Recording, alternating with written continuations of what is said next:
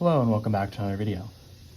In this problem, we're given the graph of y is equal to f of x in the xy plane, and we're asked what is the value of f of 0. So what does it mean for the value of f of 0?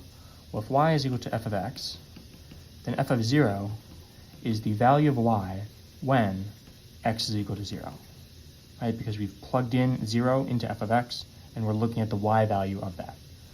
So when x is equal to 0, that means we're going to be somewhere on the y-axis, right? If x is equal to 3, we'd be somewhere over here on the line x is equal to 3, but here we're on the line x is equal to 0, which is the y-axis.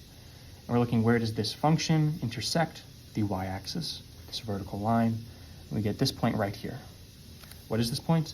Well, x is equal to 0, so we have 0, and then 1, 2, 3, 4, so that point is 0, 4.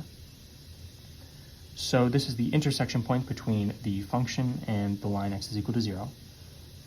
And so the value of x is 0, the value of y is 4, y is equal to f of x.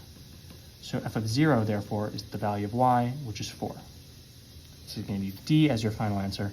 As always, thank you for liking and subscribing, and I'll see you in the next video.